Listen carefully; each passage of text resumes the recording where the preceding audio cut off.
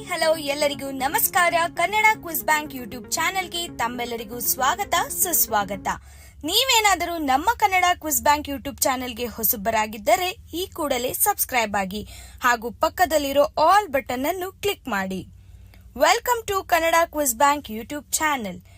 ಇಂದಿನ ಮೊದಲ ಪ್ರಶ್ನೆ, ನಮ್ಮ ದೇಹದಲ್ಲಿ ಯೂರಿಕ್ ಆಮ್ಲ ಹೆಚ್ಚಾಗದಂತೆ ತಡೆಯಲು ಯಾವ ಆಹಾರವನ್ನು ಕಡಿಮೆ ಸೇವಿಸಬೇಕು? ಆಯ್ಕೆಗಳು: ಪಾಲಕ್, ಮಾಂಸ, ಬೇಳೆಕಾಳು, ಮೇಲಿನ ಎಲ್ಲವೂ.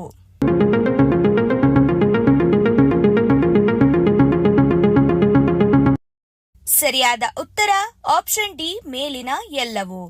ಯೂರಿಕ್ ಆಮ್ಲದ ಮಟ್ಟವನ್ನು ಹೆಚ್ಚಿಸುವ ಆಹಾರಗಳಲ್ಲಿ ಪ್ರೋಟೀನ್ ಹೊಂದಿರುವ ಬೇಳೆಕಾಳುಗಳು, ಪಾಲಕ್ ಮತ್ತು ಮಾಂಸ ಸೇರಿವೆ.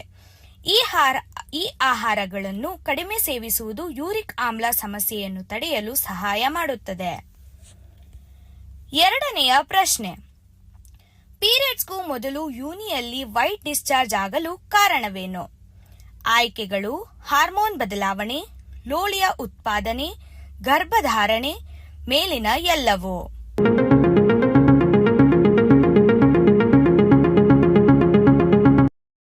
ಸರಿಯಾದ ಉತ್ತರ ಆಪ್ಷನ್ ಡಿ, ಮೇಲಿನ ಎಲ್ಲವೂ. ಹಾರ್ಮೋನ್ ಬದಲಾವಣೆಗಳು, ಲೋಳಿಯ ಉತ್ಪಾದನೆ ಮತ್ತು ಗರ್ಭಧಾರಣೆಯಲ್ಲಿಯೇ ವೈಟ್ ಡಿಸ್ಚಾರ್ಜ್ ಆಗುವುದು ಸಾಮಾನ್ಯವಾಗಿದೆ. ಹಾರ್ಮೋನ್ ಮಟ್ಟದ ಬದಲಾವಣೆಗಳು ಯೋನಿ ಡಿಸ್ಚಾರ್ಜ್ಗೆ ಕಾರಣವಾಗುತ್ತದೆ. ಮೂರನೆಯ ಪ್ರಶ್ನೆ, ದೇಹದ ಆರೋಗ್ಯವನ್ನು ಕಾಪಾಡುವ ಜೊತೆಗೆ ದೇಹದಲ್ಲಿ ಧನಾತ್ಮಕ ಶಕ್ತಿ ಉಂಟು ಮಾಡಲು ಯಾವುದು ನೆರವಾಗುತ್ತದೆ? ಆಯ್ಕೆಗಳು: ಚಿನ್ನ, ಬೆಳ್ಳಿ, ತಾಮ್ರ, ವಜ್ರ.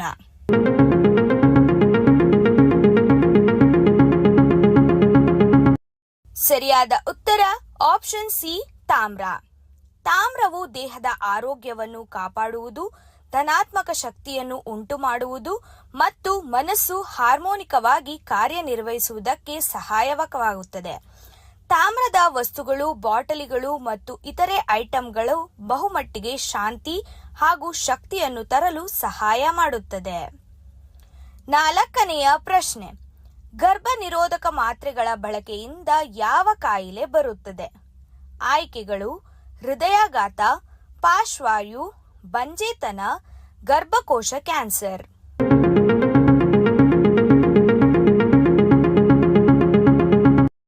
ಸರಿಯಾದ ಉತ್ತರ ಆಪ್ಷನ್ ಎ, ಹೃದಯಾಘಾತ ಮತ್ತು ಆಪ್ಷನ್ ಬಿ, ಪಾರ್ಶ್ವವಾಯು.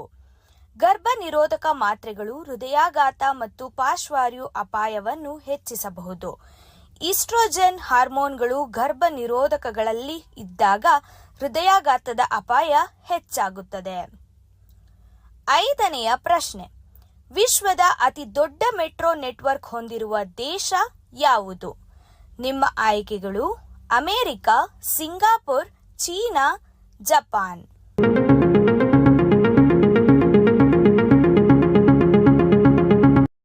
ಸರಿಯಾದ ಉತ್ತರ ಆಪ್ಷನ್ ಸಿ, ಚೀನಾ. ಚೀನಾ 47 ನಗರಗಳಲ್ಲಿ 11,000 ಕಿಲೋಮೀಟರ್ ದೂರವಿರುವ ತನ್ನ ಮೆಟ್ರೋ ಸೇವೆಯನ್ನು ವಿಸ್ತರಿಸಿದೆ. ಶಾಂಘೈ ಮತ್ತು ಶೇಜಾನ್ ಇತ್ಯಾದಿ ನಗರಗಳಲ್ಲಿ ಅದರ ಮೆಟ್ರೋ ವ್ಯವಸ್ಥೆ ವಿಶಾಲವಾಗಿದೆ. ಆರನೆಯ ಪ್ರಶ್ನೆ, ಅಡುಗೆ ಮನೆಯಲ್ಲಿ ಯಾವ ವಸ್ತು ಖಾಲಿಯಾಗುವುದು ದರಿದ್ರದ ಸಂಕೇತ? ನಿಮ್ಮ ಆಯ್ಕೆಗಳು: ಅರಿಶಿಣ, ಉಪ್ಪು, ಎಣ್ಣೆ, ಹುಣಸೆ ಹಣ್ಣು.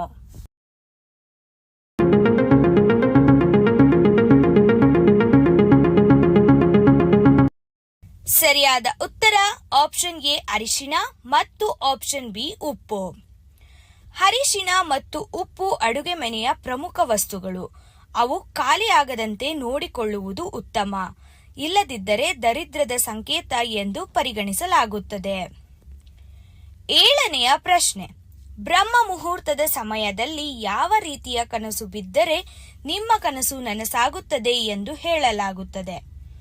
ನಿಮ್ಮ ಆಯ್ಕೆಗಳು: ನೀರು ತುಂಬಿದ ಮಡಕೆ, ದೇವರ ಕನಸು, ಉರಿಯುವ ದೀಪ, ಮೇಲಿನ ಎಲ್ಲವೂ.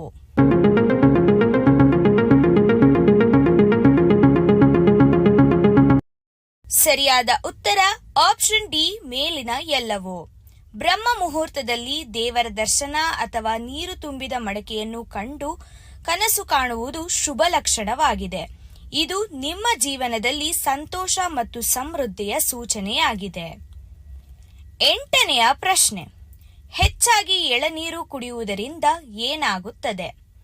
ನಿಮ್ಮ ಆಯ್ಕೆಗಳು ತೂಕ ಇಳಿಕೆ, ಹೃದಯಾಘಾತ, ಸಕ್ಕರೆ ಕಾಯಿಲೆ, ಪಾರ್ಶ್ವವಾಯು.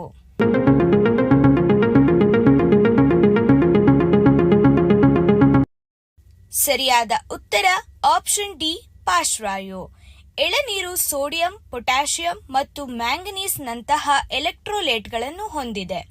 ಇದರ ಹದವಾದ ಸೇವನೆಯಿಂದ ದೇಹದ ಚರ್ಮ ಹೊಳೆಯುತ್ತದೆ. ಆದರೆ ಅತಿಯಾದ ಸೇವನೆಯಿಂದ ಪಾರ್ಶ್ವವಾಯು ಸಮಸ್ಯೆಗಳು ಉಂಟಾಗಬಹುದು. 9ನೆಯ ಪ್ರಶ್ನೆ, ಹಾರುವಾಗ ನಿದ್ರಿಸುವ ಸಾಮರ್ಥ್ಯವನ್ನು ಹೊಂದಿರುವ ಪಕ್ಷಿ ಯಾವುದು? ನಿಮ್ಮ ಆಯ್ಕೆಗಳು ಫ್ರೀಗೇಟ್, ಗೇಟ್ ಸ್ಪೈನ್, ನರ್ದರನ್ ವಿಟೇನರ್, ಮೇಲಿನ ಎಲ್ಲವೋ.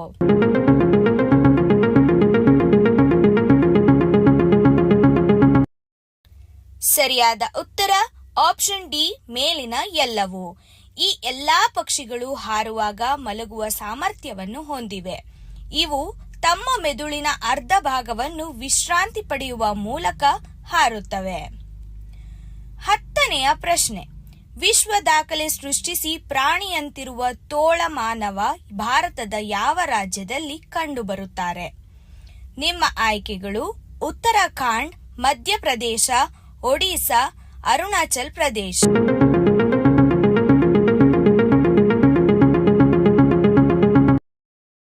ಸರಿಯಾದ ಉತ್ತರ option B, Madhya Pradesh.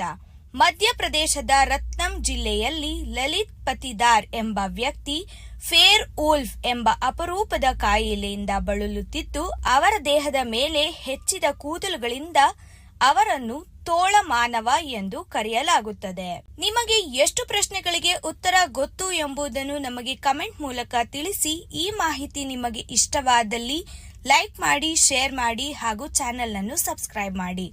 Thanks for watching the video. ಧನ್ಯವಾದಗಳು.